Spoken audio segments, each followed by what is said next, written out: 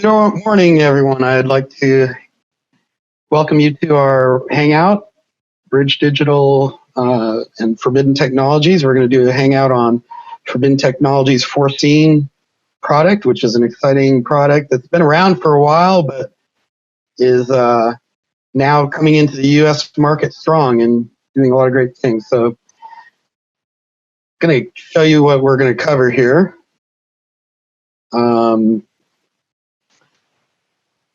Let's see here. First off, this is our first Google Hangout, so please be patient with us if we have any technical glitches or issues. We're just kind of learning how to do this. We've played with technology a bit and think it is really good for sharing products and services with people, but as I said, we may have little glitches here, so please be patient with us. We're going to introduce you to Bridge Digital, tell you a little bit about what Bridge Digital does, and then Brian Boring, the North American General Manager, is going to introduce you to Forbidden Technologies and what they do with cloud-based video editing, logging, and collaboration. Then Jeff Spencer with Forbidden is going to do a full demo of the Forscene service to show you how it works and show you how it would fit in your video production workflows. And at the end, we'll have time for questions and answers. I do want to mention that on the Google Hangout, if you are viewing this through our Google Plus page, that's great, and we're glad to have you. But you might want to go to the page that I'm going to give you the URL for in a second here if you want to ask questions, because there'll be a chat box available on the bottom. I think most people are actually coming in through our web page there, but I did want to give you that that option. So anyways, Bridge Digital is a US-based integrator and value-added reseller with expertise in digital video workflows. We help creators and owners of digital content build an infrastructure to do their job better and faster. We started really back in '98 working with print systems and doing integrations of various technologies around print. Around 2002, we became the US division of SGL, doing integration and support with multiple systems and vendors, but we quickly found ourselves in the video industry because video obviously is using very large files and uses SGL a lot for archiving systems. And in the process of doing that, we got pulled into a lot of other integrations with video-based systems. So in 2006, we renamed ourselves Bridge Digital and spun off the SGL US company. And since then, we've been adding products and services as our customers drive us to new technologies and integrating into their existing systems. So now we, for most of the last 10 years, we've been kind of behind the scenes working with manufacturers and vendors to integrate their products with other vendors' products. But the last year and a half or 2 years, we've kind of become the lead on a lot of integration projects in the video production world. Here's just a few of the manufacturers we work with. We work with more than 120 different manufacturers to deliver solutions for our customers of all types. And here's a sampling of some of our customers. On the left is other integrators and vendors that we do a lot of work with, integrating with either their systems or their customers' systems with technologies that we have expertise in. In the middle are some of our foreign customers, as well as some of our venue customers. And then on the right is some of our larger U.S. customers, but we work with hundreds of customers around the world. This is the URL I wanted to give you. If you are viewing this again on our Google Plus page, I encourage you to go to this page, because in the bottom right corner there will be a Talk to Us box that you can send questions and chat with us. So go to that, and I would like to introduce you to Brian Boring, who is the general manager for Forbidden in the United States. Here is Brian. Good morning. I think we're going to put a slide up here and give a little snapshot of Forbidden and Forscene, our solution. First, I'll start off with, we're not a startup company by any means. We've been in business for over 10 years, a true cloud-based video editing platform and media tool. And I think you'll see today a bit of the technology of what we're up to, what we've been doing, and on top of that, where we're going as an organization. And for the audience, making assumptions that the audience does work in media in some capacity, whether in production, post-production, internet video, education, what have you. We play roles in all these environments. And it's a big topic these days that you're hearing where trends are heading with technology and how tools can be utilized in the process. And what's interesting out there is there's a lot of positioning by other manufacturers of cloud and platform, et cetera, of how they can take forward tools to remote creativity via the cloud. And I think what you'll see today and start to learn with Forbidden and Forscene, we truly are a cloud-based platform. And that's what we're all about, have always been. And we challenge our friendly competition out there in the marketplace of how they approach their technological workflow to implement such infrastructure. And you'll see with our approach, it really is simple, easy, cost-effective, flexible. And let me take you through a little bit of that, if I may. If I could share this presentation. So again, celebrate. This is just a couple slides. We'll not bore you with the long PowerPoint, that I promise. But we are celebrating 10 years of business coming up here in September at IBC. As I said, we are a cloud-based video production workflow solution. And this is a fact that not many people are aware of in the North American marketplaces where we're growing, which is we have over 16,000 hours of professionally edited content processed over our Forbidden Cloud per week. That's a tremendous stat right there. And it just shows the breadth of our technology and how much we're managing currently and our scalability to just continue to grow. We're agnostic with the client platform of use, whether it be a Mac, PC, Linux, Android, or iOS, as you access your tool. Very low bandwidth requirements as you go and ping over the internet. You know, we're needing about 1.2 megabits per second is what we state in our brochures, and that's very, very low bandwidth required over the cloud remotely. In other words, you can ping the cloud over United Airlines flying over the Antarctic if you have Wi-Fi on that airplane and you are creative. We do not care where you are and what device you're working on. Very low capital requirements. Like our friendly competition, there's heavy investment with storage, switch, media asset management tools, and the such. We're very simple. We have the infrastructure. That's the stuff that we've invested in, and how you get to it is very, very simple, and you'll see that today. We're open with all the other legacy investments that are out in the marketplace, whether it be Avid, Final Cut Pro, Adobe, your media asset management solutions, EVS, the workflow in sports and news, archive solutions. We're extremely open APIs. We have hooks to speak with just about everything out there. If we're currently not doing it, we have the ability to do so. And in proving that out, we're working with some of the biggest names in the world. We've got a great relationship with NBC and the Olympics, the BBC, Endemol, All3 Media, Fremantle, Discovery, Lucas Oil, T3 Media, ITV, many more that are current users of our technology and growing. So extremely relevant in big name accounts. What you'll see is we do an automatic transcode and ingest into the cloud. And when we pass over to Jeff Spencer, he's going to show how that process takes place.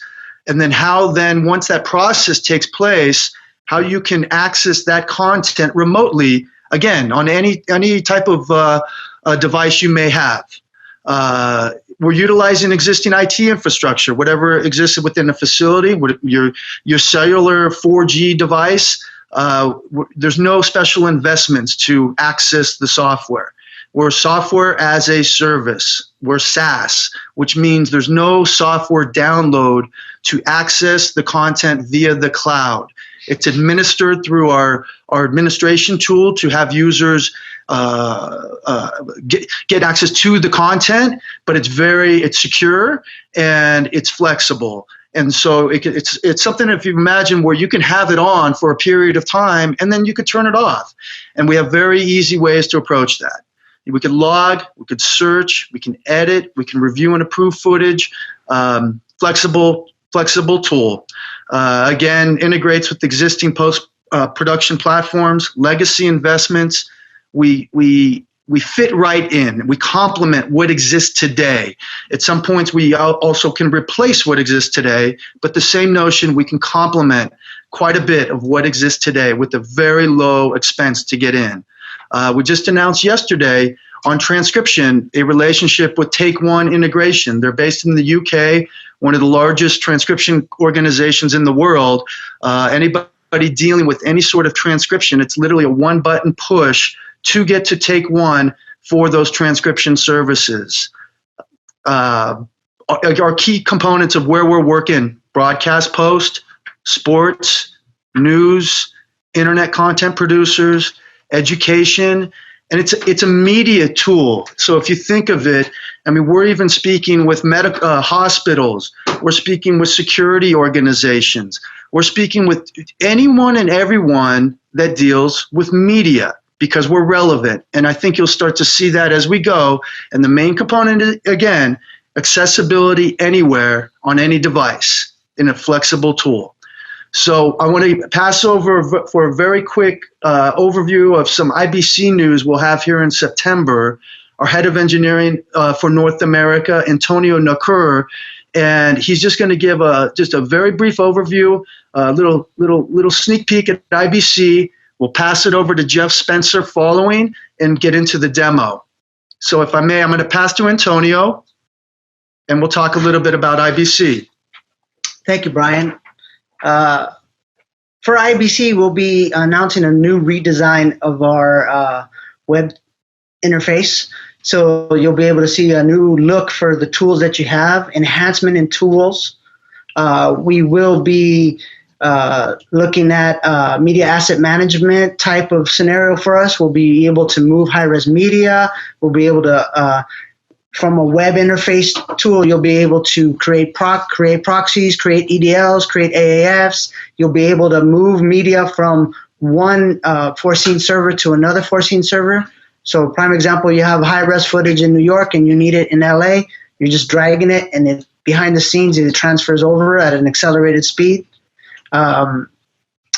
We'll be able to do more live transport streams, enhanced AAF handling back and forth from the Avid and other platforms, and more third-party integrations. Our MAM solution, this will be the new look for our editor tool. As you see, we get more usable space. It enhances more. You have more capabilities and tool options. Part of our tool set is we're able to publish to anything you need. We're able to make closed captioning. We're able to make subtitling and export it embedded, or export a file for you to use. This is our media asset management GUI. This is a rough draft. There's some changes here, but as you see, you can grab your media from one location, drag it into another folder, drag it to archive. You can go into a file catalyst. You can go into an Aspera. So you can either use us to do the movement or connect to an existing solution if you have it. So it just shows some expansion within the media asset management of being creative with your media in different destinations and different file formats. And so we're expanding that quite a bit. We have more announcements at IBC that we're leaving behind for now to make a splash out in Amsterdam. But that's just a bit of a snapshot to just get you a feeling of where we're heading. With that said, I'd like to pass to Jeffrey Spencer, who is our demo artist here for the North American market. He's going to take us through the Forscene interface and workflow and show the upload process and how the tool is utilized. So if I may, I'd like to pass to Jeff, and appreciate everybody's time this morning. Good morning. My name is Jeff Spencer. I'd like to welcome you and thank you for participating in today's session. The first thing that we're going to look at is just basic the login page. We don't care what operating system you use. We don't care what browser you use. There's nothing to install on our system or with our system. It runs on Java, and just about every single machine that's sold today has Java on it. So all I've done here is opened up Firefox, navigated to my login page. It's a secured login. We have many layers of security, and I'll talk a little bit about that as I go along. You can see here that I have access to a good number of accounts, and each account can have as many users with the ability to have access to that account as they want. We are a software as a service, and you can have as many people logged in or as few people logged in. It just depends on what your needs are. And with that, I'm going to go ahead and show you a quick overview of the interface. And typically when you log in to Forscene, this is what you will see. Now, each user has the ability to have a varying level of visibility and what tools are available to them. So what you see right now is the full configuration of what Forscene would be for, let's say, an account manager. On the left side are all our buttons, and at the top are some function buttons. In the middle are some publishing buttons. At the bottom are some configuration buttons. And then a little bit below that are some help buttons. So the biggest button that we have is actually our player window. And you can see that over here on the left side. We have a typical left side, right side setup, and I'm able to size my windows. I'm going to just go ahead and grab a little bit of footage right now. The account I'm looking at is actually the professional bull riding account. And what we did for them was we have the ability to capture footage in a number of ways. You heard Brian and Antonio talk about that just a little bit. One way is through a watch folder. We place a folder, or we watch a folder on your mass storage, and anytime a file is added to that folder that we're watching, we automatically ingest it. So it's done seamlessly, and in this case, what we did was we have the ability to capture a live signal as well. And this is a live event that was taking place in Oklahoma City. And the people that were working on the footage were able to start working on it within about 10 seconds to 15 seconds of actually the event beginning. And I'm going to zoom in just a little bit here on this little scrub bar. And what you see is an actual representation of every single frame. We're in a little bit of black right now, so I'm just going to jump to some footage that's a little bit clearer. And you see a wide shot of the stadium. And it doesn't matter really what your bandwidth is. We work on a variable bit download. And it's a progressive download as well. I mean, an intuitive download as well. It's not a progressive download. We don't start from the very beginning of the file and download every single frame of that file. We look where your playhead is, and you say, oh, you want those frames. And we load those in, and then we cache it around the playhead itself. So those frames are all available to you, and you can see that by this green bar. And I can go ahead and jump around to another spot in the video, and it'll download just those frames that we need. And just as if this file was a growing file, I could do that. So what I mean by a growing file is that it's a live event. It starts at 7 o'clock and it goes to 9 o'clock, and we're able to start working on it immediately. And in fact, part of what they're able to do with this, and part of what we allow, is the ability to log footage as it is running. So in real time, and we also allow you to, what I'm showing you here is a logging window. And we allow you to customize that logging window for your particular needs. In this instance, Professional Bull Riding customized it so that it had columns that said rider, bull, score, notes. We give you a couple of other efficiency tools. One is a keyboard expansion. So on a single keystroke, I can enter some information. F1, for example, is rider. F2 is bull. F3 is score. And I can have as many of those as I want. I can just keep creating them and creating them and creating them. I also have the ability to share them between users so that it becomes very common. I can have as many people, again, logged into the system working on this at a time as needed, or as few as needed. It just depends on what your production is and what it requires. And they can start logging it. They can start searching it. We have a very cool search tool. I'm just going to search the word wide because I can see it right there. It's an incremental search. So just as soon as I've searched that, I can now start just viewing that little piece of footage that says wide. And if I click my play button, it takes a second to cache a couple of frames. You can see that right now. And away it goes. Now, I could add information if I wanted to. I could remove information, whatever I wanted to do. What I've done here is actually use that information to create a timeline. And on this timeline, what you're going to see is a 30-second promotion. And I've color corrected the next several shots. You can see that. And some of them have been slowed down. And again, I was able to search for the shots that I wanted to by all the information that was entered in the log information.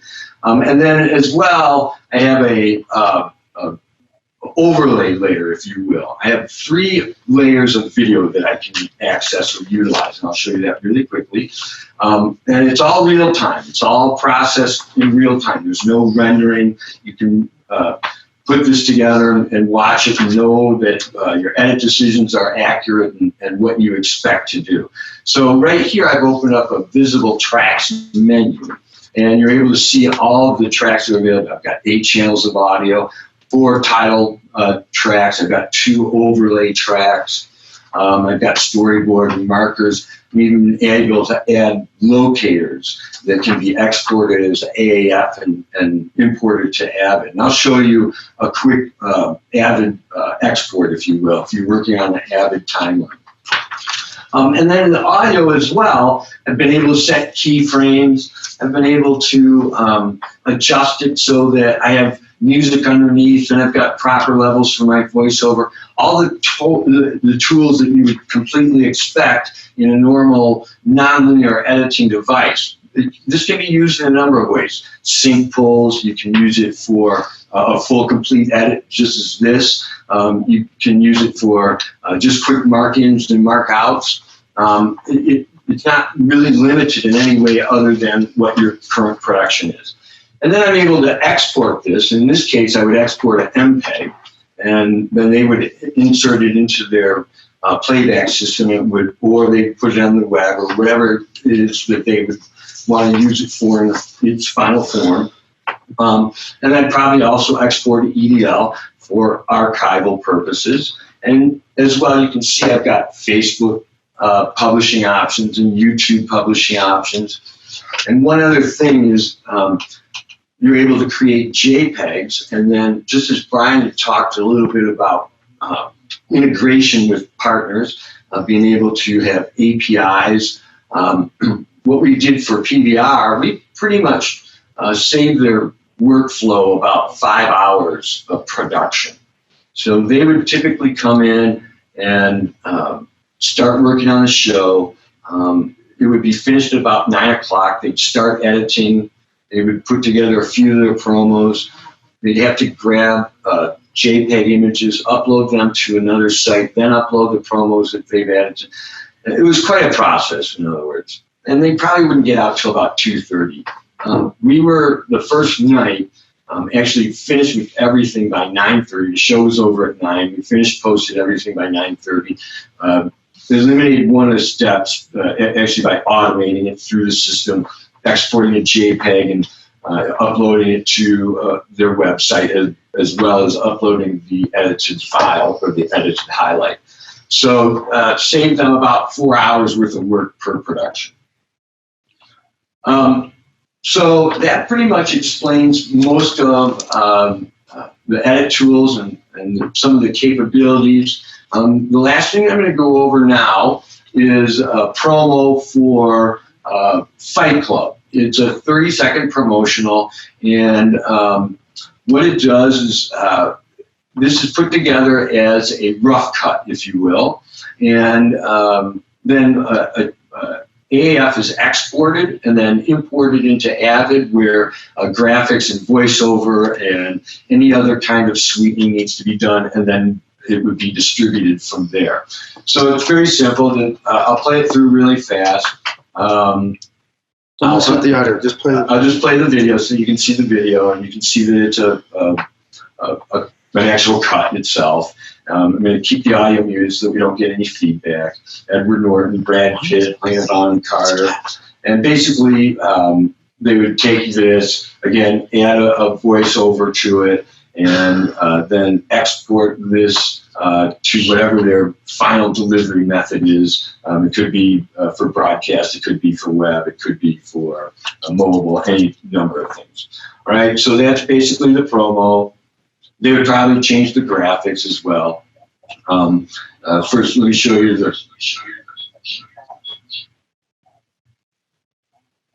the AAF export. We give you a number of AAFs. I guess. Give you a number of AAFs to select from, so you're not limited, and you can see them right here. Not linked, one is linked, import old time code, whatever overwrites master clips. And in this case, our media was already linked. Don't move your mouse.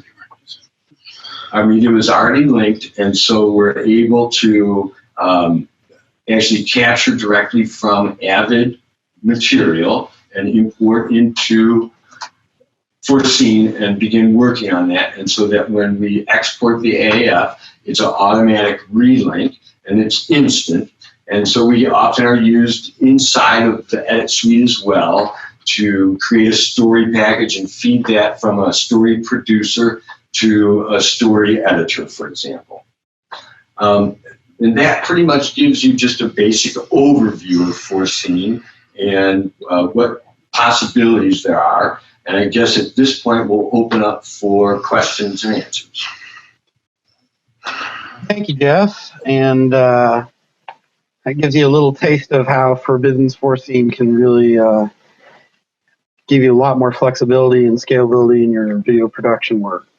I'm going to hold on here for a minute, see if we have any questions. I haven't gotten any questions yet, but because the broadcast is delayed 40 seconds or so, we'll give it a minute or so before we have any questions. Is there anything you'd like to add, Brian, to this?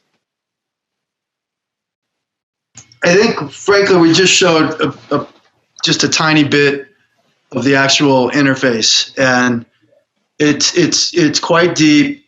I think we've just glossed over it, frankly.